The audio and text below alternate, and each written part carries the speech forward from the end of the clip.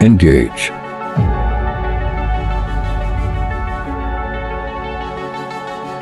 Enlighten. Educate. This is Focal Point Media. Tunapokaa pamoja na kwa kwamba ni diversity na tunajifunza mengi kutokana kwa jamii moja hadi kwenda nyingine, kizazi hadi kingine. Hujambo pote pale ulipo msikilizaji, katika lugha ambazo tunaweza kujifunza leo ni kuhusiana na Kiluya na vile vile Kiteso, ambapo ni jamii zinazokaa pamoja katika kaunti ya Busia na ni jamii vile vile ambazo zinapatikana katika kaunti mbalimbali hapa Kenya. Tunatangamana tu. Ukiangazia katika lugha hizo, bila shaka tunaweza jifunza mengi kuhusiana na hesabu. Wakati ambao tunatangamana, tunanunua vitu hapa na pale, ni muhimu sana kuweza kujua kwamba tunahesabu namna gani. Basi kwanza naanza tu na salamu, ambapo nitasema habari, mulembe. Alafu katika Kiteso tutasema biaibo. Biaibo katika hali hiyo bila shaka ni hello. Ushaelewa.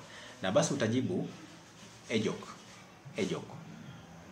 Alafu tukiangazia sasa katika kuhesabu, tunaanza hivi.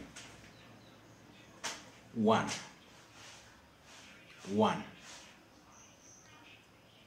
Ndala. Katika lugha ya Kiteso tutasema ipe. 2. Tiviri. Katika lugha ya Kiteso tutasema yare ama yare. 3. Tidaru ama hadaru. Katika lugha ya Kiteso tutasema iwan. 4. Hane kwa sisi ne.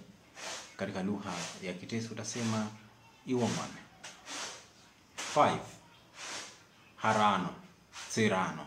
Katika lugha ya Kiteso utasema kanyi or ikanyi. 6. Tisasava. Katika lugha ya Kiteso utasema kanyi kape. 7. Saba. Katika lugha ya Kiteso utasema kanyi kare. 8. Munane.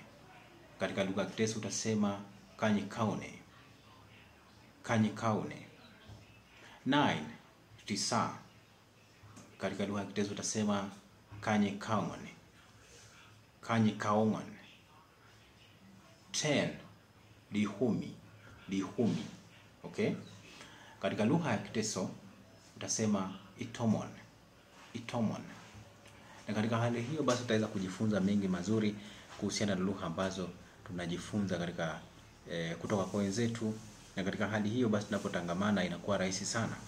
Na hapo ndio upendo, umoja na hata maendeleo yanapotokea katika taifa letu la Kenya. Mengi tutajifunza kwenye somo letu ambalo litakuja. Kuwa tu chonjo kabisa, kuwa ange kabisa kwa subscribe kwenye channel zangu.